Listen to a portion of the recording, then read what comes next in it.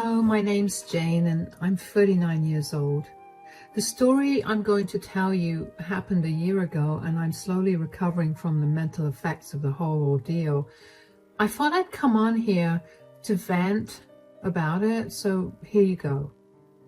Let me start by telling you a little about myself. I got married at the age of 20. Yes, I was very young, but I had been with my late husband since we were in middle school. I just knew that he was my soulmate and that there was going to be no one else other than him. We grew up with each other, so his family was mine and mine his. I had a perfect life. We had good jobs, our own house, the cutest dog. But like all this good, my perfect life came to a horrible end. I still remember the incident like it was yesterday. I was pacing up and down my living room because my late husband was taking too long to come back from work. Around 3 hours after he was supposed to be home, I got a call telling me that he had been in a horrible car accident. After that, things only got worse. The doctors managed to save him, but he was in a coma. We didn't know if he'd make it out, but I stayed by his side the entire time. I barely made it out of that, especially after we decided to pull the plug on him since he'd been in a coma for over a year with no signs of improvement. Needless to say, I was devastated. The first thing I did was sell the house. It was my biggest reminder of him, and I wanted none of that. I pretty much became a hermit because everyone in my life reminded me of him. It took me over a year to get back in contact with everyone, and even longer for me to start experiencing what life was like again. Eventually, the hurt decreased, and I began meeting up with my friends and family more regularly again. After the 5th anniversary of my husband's passing came, my friends began gently encouraging me to get back into dating again. I refused for a long time because I couldn't imagine myself with another man. My friends were very understanding of everything that I was going through, so they never pushed too hard. However, there was this one day when my friends decided that we should all go out to a club just to relax and have some fun. It had been over 2 weeks since we all got together, so they begged me to come with them to the club. I reluctantly agreed. When we got to the club and after I had a few drinks, I actually began to have a good time. I found myself laughing and having a great time. I was in a great mood, which is why when I was approached by an attractive man, I did not shy away from a conversation with him. He told me his name was Nathan and that he was at the club with some of his colleagues for a business dinner that was a celebration of something. We ended up spending the rest of the night talking and enjoying each other's company, and at the end of the night, we exchanged phone numbers. Nathan and I texted each other throughout the next few days and eventually decided to meet up at a small bistro for lunch to get to know each other better. I was very nervous to meet him, and I didn't know if I was interested in him or if I just liked the attention. Regardless, my friends convinced me to give him a shot. So I met him. Nathan was already sitting at a table when I got there, so we greeted each other and sat down. It was a little awkward until Nathan broke the silence by asking me why I was single. So tell me why you're still single. I mean, you're a beautiful woman. I can't seem to wrap my head around why you're still single. Oh, stop it. But my husband passed away 6 years ago, and I haven't been able to bring myself to see anyone else after that. Finally, my friends got tired of me being so alone, so they dragged me along with them to the club last week. Guess that was lucky for me. Oh, wow. I'm so sorry for your loss. If you don't mind me asking, how did your husband pass away? Well, he got into a car crash. He was in a coma for a long time, and eventually we had to pull him off the life support. That's horrible. Yeah, but I've had a lot of time to process his loss, and I'm in a much better place now. On to you now. Why are you single? You're very handsome, so I have to imagine that there's something wrong with your relationship status. There's nothing wrong about it. I was a married man too, but we ended up getting a divorce last year. Oh, if you don't mind me asking, why did you get divorced? Well, she was my high school sweetheart, and I guess we just grew into different people. It was an amicable divorce, so at least there's that much. Oh, wow. I bet it must have been heartbreaking to leave her. Not really. Like I said, we grew apart. We were looking for different things, and while I still loved her, I wasn't in love with her. We both realized that and decided the best thing to do was separate. Thank God we didn't have any kids. Really? Are you against having children? No, in fact, I really do want to have children. My ex-wife couldn't have children, which is why we didn't have any. What about you? What do you think about children? I've always wanted to have children as well. My ex-husband and I were waiting until we were in a financially stable position to have them, but, well, you know. Well, if our relationship does go well, we could probably have children in the future. I like the idea of that. But for now, why don't you tell me a little more about yourself? How about we eat and get to know each other while doing that? I'm starving. Of course. After that, let's just say that Nathan and I went on a lot more dates than I thought we would. We got to know each other and I realized I was falling in love with him. Nathan worked on the other side of the city, so he couldn't meet me so frequently, and I had no problem with that. For about 1.5 years, we barely saw each other more than twice a week. But after that, Nathan told me that he had been moved to an office that was closer to where I lived. Since we'd been together for 1.5 years, without any issues, we decided it would be best for us to move in. Along with that, we decided that it was time to introduce each other to our parents. My parents were happy that I was finally moving on, and I was just relieved they liked Nathan. As for Nathan, he only had a mother who he adored. I was very nervous to meet her, but Nathan assured me that she was nice. She invited us to dinner at her place, and she greeted us when we got there. Well, sort of. Hello, Mom. Hi, sweetie. How are you? I'm great. This is my girlfriend, Jane. Hello. It's such a pleasure to meet you. Anyway, why don't you come in, son? Why are you ignoring Jane? Do you have a problem with her? No. Why don't you two just come in? We can talk. No, you need to tell me right now if you have a problem with her. Look, I don't have a problem with her, but I just think that you can do so much better than her. Are you serious? I'm sorry, but how can you make that judgment when you don't even know me? Tell me, Jane, do you know what my son has gone through? Mom. No, I need to know. My son has gone through so much, and the last thing he needs is another relationship. I know that Nathan was married before we met, but so was I. You were? Yeah, my ex-husband passed away after a long battle with cancer, and Nathan is the first man that has made me feel good after I lost my ex. So then my son is just some rebound to you? No, God, no. I love him. I get that you're protective of him, but I don't plan to hurt him at all. Yeah, I doubt that. You've done enough. What do you mean? Mom, that's enough. Why? Am I not allowed to speak my mind in my own house? You can, but you don't have to be so rude to Jane. I'm not being rude. I'm only trying to tell her the truth. There's no truth. You're just trying to hurt her and our relationship. This is the last thing I expected from you. Nathan, calm down, darling. No, Mom, if you want to talk to me again, you better apologize to Jane right now. Fine, whatever. I'm sorry, Jane. It's okay. I don't want you to be rude or be truthful to her again. You understand me, Mom? Sure. Let's eat so I can get to know Jane a little more. The rest of dinner was awkward, to say the least. Kayla barely looked my way, and whenever she did, she looked at me with so much disgust that I wanted to shrink into a hole and never come out again.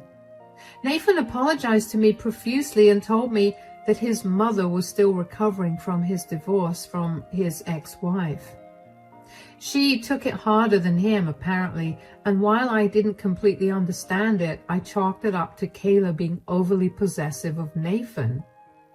But for the next year and a half, my relationship with Kayla never got any better. She made sure to let me know that she hated me whenever we met, either with her words or her actions. I tried my best to not let her affect me, not only because I wanted to be respectful of her, but also because I knew that Nathan loved her a lot, and the last thing I wanted to do was hurt her. Anyway, Nathan and I got engaged, and after telling my parents, we decided to tell Kayla. We went over to her house to tell her the good news. I didn't think she'd take it well, and I was right. "We wanted to tell you something important, Mom." "Yes, what is it?" "We're getting married." "No, you're not." "Excuse me?" "You heard what I said." Why are you saying no?" "Because I think that Nathan can do so much better than you." "Are you serious? This again?"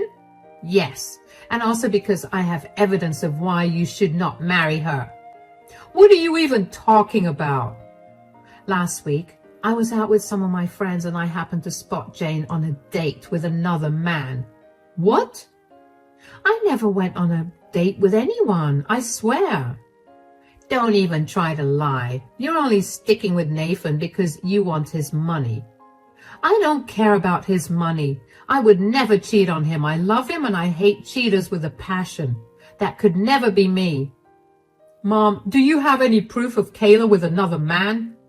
"No, but I know what I saw. Are you going to question your mother like this?" "You've always disliked Jane, so I need to know that what you're saying is true and not out of hatred for her." "Do you want me to call my friends so they can tell you what we saw?"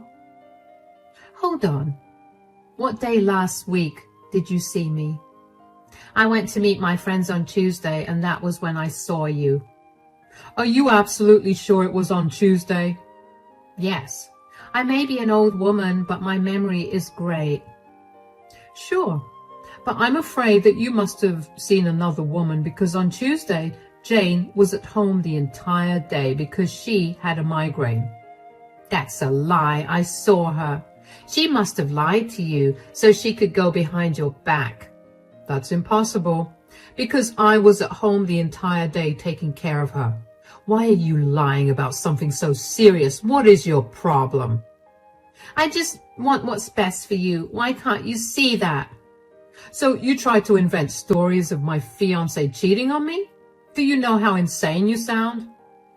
"You can't call me serious when you did." "Enough. You are not allowed to come to our wedding until you apologize to me and Jane." "It's okay, Nathan." "No, we're going to nip this in the bud. She needs to apologize. I will not let her torture you after we get married. Come on, let's go." I was beyond upset at Kayla's reaction. I knew she hated me, but she'd never been that blunt about it either. Nathan was even more upset than me. He went from calling her often to check in on her to never calling her. In the next few months, we cut all contact with Kayla. I felt horrible because I couldn't help but feel that I was the reason that Nathan's relationship with his mother was ruined. To stop myself from spiraling, I focused all my energy on planning our wedding. After 6 months of wedding preparations, I emailed the invitations to all of Nathan's and my family and friends. Kayla must have heard from her family about the wedding date because she showed up at our place the day before the wedding. Nathan was out of the house and it was only me. When I opened the door and saw her, I was surprised at first, and when she just awkwardly stood at the door without saying anything, I let her in. Finally, after another minute of silence, Kayla spoke up. "You cannot marry Nathan." "Excuse me? You heard what I said." Why should I not marry Nathan? Because I said so. Okay, look, I've been nice to you even though you've done nothing but make my life miserable. What do you have against me that you've done everything in your power to sabotage my relationship with Nathan? I have nothing against you, Jane. I'm just trying to protect you. Protect me? How in the world is accusing me of cheating an act of protection? And don't tell me you have nothing against me when the very first time you met me, you told Nathan that he could do a lot better than me. I was just trying everything in my power to make you go away. The first time I met you, I realized that you didn't know the full truth about Nathan. I mean, he didn't tell you the truth, which is why you didn't know. What are you even talking about? Do you remember how you met Nathan? Obviously, we met at a bar and we hit it off after that. Yes, and what did he tell you about his relationship status at that time? He told me he was a new divorcee. That was a lie. What? Nathan was still married to his then wife at that time. Is this another tactic of yours to sabotage our relationship? Because if it is, I'm going to uninvite you, and once Nathan finds out, he's never going to talk to you again. I'm sick and tired of your nonsense. No, I swear this is not a tactic. I've realized that none of my plans to get you to leave have worked, so the only way for you to leave is to tell you the truth. Here, take a look at this. What is this? These are Nathan's police reports. What? Yeah, his ex-wife found out about his affair with you, and things got really heated between them when she confronted him about it. She threatened to expose him to everyone, and Nathan lost control of his temper and laid his hands on her in a horrific manner. If I'm being truthful, she was hospitalized for a week because he broke her collarbone and practically tore her hair out. Oh my God. See? Nathan is my son, and I'm unfortunately filled with love for him. I did not speak to him for a long time after I found out what he did. Thankfully, his ex-wife didn't press any charges against him in exchange for full custody of their children and their house. Nathan had nowhere else to go, so I took him in. He has children? Yes. How could he do that? To his wife and children? How could he do that to me? He knows how much I hate cheaters. Nathan is a disgusting man, Jane. I'm sorry I tortured you, but I couldn't tell you the truth because Nathan was basically glued to you.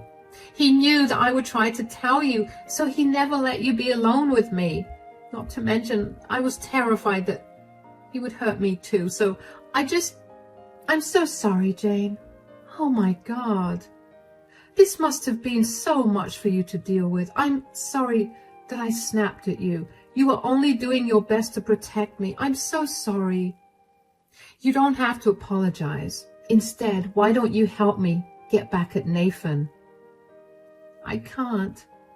I know you're his mother, but you shouldn't shelter him. He deserves to deal with the consequences of his actions. You're literally living in fear of his anger, and that's never a good thing. I don't know.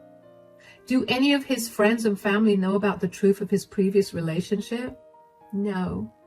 He made me promise him that I wouldn't open my mouth. Great. Tomorrow, we'll expose him. He invited his boss, so I'm sure that he'll get fired. It's time for him to face some real consequences, and you can come and stay with me so we can avoid him for a while. All right. You're right. I shouldn't be afraid of my son. Let's do it. I was shaking. I tried my best to remain composed in front of Kayla, but after she left my place, I raced to the washroom so I could throw up. I couldn't believe that Nathan was capable of being such a horrible person. And most of all, I couldn't believe that he had involved me in his horrible actions. I was very much against cheating and even more against abuse of any kind. These were things that Nathan knew very well about me, and he knew this very early on in our relationship. So for him to knowingly involve me in his horrendous actions made me both throw up and want to scream at him. But I knew that I had to be careful with how I handled things, especially since I knew what he was capable of. I made sure to tell Kayla that she needed to call Nathan and apologize to him. She needed to be at the wedding because I didn't count on Nathan not trying to harm her afterwards. I told her to pack all her necessities up and keep them in her car before she got to the wedding. I needed to make sure she was by my side the entire time. Then I told Kayla to tell Nathan that she wanted to apologize to me. I was sure that Nathan would want that to happen only with him present there. I didn't want to give him any reason to think that I knew the truth. Things panned out just like how I had predicted after Kayla apologized. Nathan forgave Kayla, and so did I for his mistake. I truly don't know how I got through the rest of that night, but I do remember being truly afraid that Nathan somehow found out that I knew the truth. When I wasn't afraid, I was seething with anger against him. I cannot even begin to describe to you how happy I was when it finally turned to morning. Nathan and I made our way to the venue where our wedding and reception was supposed to be held. We thankfully parted ways to get ready, and Kayla greeted me discreetly. She handed me a USB with all the proof of Nathan's actions against his ex-wife. I handed it to my maid of honor and told her to hand it over to whoever was manning the projection so they could play it as soon as I reached the altar. Eventually, it came time to walk down the aisle and my stomach was in knots. The only comfort I had was that I was surrounded by family, so Nathan could not hurt either me or Kayla.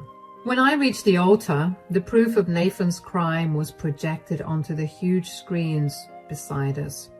All the guests burst out into gasps and murmurs, and Nathan was confused. He took a look at the screen and paled. Before he could say anything, I began to tell the truth of his past to all our guests. I did not spare any details. It turned out Kayla was right about how much her family didn't know. Nathan really threatened her to keep everything under wraps, and she had no choice. With every word that came out of my mouth, I got more confident. In the end, I told Nathan that the wedding would not be happening because I was not going to marry someone who had no problem destroying his family in the worst way possible. I grabbed Kayla's hand, got in her car, and we drove off to a mall. I quickly changed my clothes and called my dad. I could hear how frantic everybody was, but I knew that more than anything, Kayla and I needed a safe spot to be at. My dad had many empty apartments that he usually rented to college kids whenever they needed them. He agreed to let Kayla and I be there until everything calmed down. After everyone left the party, my family came over and talked to me about what had happened. I re-explained everything to them, and they were disgusted with Nathan. They assured Kayla and I that they would be there for whatever we needed. While I was glad for their kindness, I knew that it was only a matter of time before Nathan found us again. I was right. Nathan found us only a day later, and he came banging on the door. I carefully opened the door just a smidge, so there would be no way for him to hurt me. "Why did you do that? You know how exactly you've ruined my life." "I only did what I had to do. You lied to me and absolutely demolished my trust. You knew how hard it was for me to get over the death of my ex-husband. You still lied to my face every single day for 3 years. That was to prevent this outcome." "Oh yeah? That's why you bullied your mother into keeping your secret? You knew she was terrified of you, and you used that against her." "Where is she anyway? She needs to get a piece of my mind." "Look, Nathan, your mother is filing a restraining order against you. She did the right thing by informing me about what your true nature is, and you will not hold that against her." "Restraining order? I'm her son. I'm not going to hurt her." "That didn't stop you from threatening her. Stay away from her. You know I have relatives that are cops. Do you want to mess with me? This is why I can't tell you anything. You always make a big deal out of nothing. How is hitting your wife and sending her to the hospital not a big deal? That is something you should have told me instead of spinning your wife into some evil entity who wronged you. You made me your side chick. Do you know how disgusting I feel because of you? So? Is it wrong for me to love you? You made me feel things that my ex never did. That is not a compliment. For a whole year, I was your side chick. You ruined your family, your wife, and your children using me. And you lied to me about everything. Do you not realize how insane you were for doing that? Our entire relationship was a lie. I only got lucky that your mom has a conscience. My mom is a snitch. She doesn't understand anything that I've been going through. I was a changed man because of you. Don't give me any of that. This relationship was doomed from the start. I don't want anything to do with you. Leave before I call the police. Oh no, I'm not leaving until you get me my job and reputation back. You have to tell everyone that you made everything up because you got cold feet and needed an excuse to not get married. Why in the world would I do that? I don't like to lie about huge things like that, unlike you. You have 2 minutes to leave before I call the cops. Bye, Nathan. I shut the door in Nathan's face and walked away from the door. I was terrified that he would try to lay his hands on me, or at the very least, break the door down. Thankfully, he didn't do either of those things. He left after that because I'm guessing he was scared that I would have called the police on him. After that, though, I made sure that I sheltered Kayla as much as I could, at least until her restraining order was in place. Both of us stayed at my dad's empty apartment that he had lent us for this very reason. In the meantime, Kayla and I managed to hear from various of her family members and my friends about what had happened after I exposed Nathan. Turns out, Nathan's company has a very strong policy against criminal records, whether they existed or almost existed. His boss was not happy to find out about what Nathan had done. To make matters worse, he had apparently told his boss that he needed to take 2 weeks off because his cousin passed away, when in reality he was dealing with the legal aspects of his divorce. So the company policy, along with Nathan's lies, made sure that Nathan got fired. It's a great thing that Nathan and I rented an apartment. We planned our wedding around the end of our lease because we had planned to purchase a house right after we got married. I'm so glad that we didn't do that before we were supposed to get married. Anyway, I had my brother and my dad accompany me while I went back to my shared apartment with Nathan to collect all my things. Nathan tried his best to get me to change his mind. I'm talking about getting down on his knees and crying while he begged me to forgive him and rethink our relationship. I was honestly disgusted beyond belief when I looked at him. I could not stop thinking about how he made me a part of his plan to ruin his family. I could not stop thinking about how I was a part of the reason that he hit another woman. It took everything in me to not throw everything in the house at him, but I knew that I had to be better than him. I did not give him the satisfaction of knowing that he affected me. I walked out of the apartment after barely looking his way. I heard that Nathan practically drank all his savings away. Even though we still had around 2.5 months on the lease of our shared apartment, he got kicked out after he failed to pay the rent after 1.5 months. He's been couch surfing at his friend's place. Well, whatever friends he's got left. He's been struggling to find a job, and last I heard, he's planning on moving to another state where nobody knows him so he can start afresh. I only hope that he doesn't trick any other woman, but I doubt that he's learned a lesson. I'm just happy that I dodged a bullet. Kayla's restraining order came through and she went back to her place. Thankfully, Nathan didn't try to reach out to her. He even blocked her number. Kayla felt horrible, but I reminded her that she had done the right thing. We've become pretty good friends now, and we've even gotten to the point where we can laugh at the way she used to treat me. Life is getting better now. I still have a huge weight of guilt lying on me. But I'm in therapy and I'm working through it. The only reason I haven't crumbled is because all of Nathan's friends and family abandoned him. He doesn't have a job anymore and he's at his lowest. I'm grateful that he got to face the consequences of his actions. I still have a long road to recovery, but I'm sure I'll come out on the other side happier and more secure with myself. If you've listened to my entire story, thank you so much. I hope only the best for you.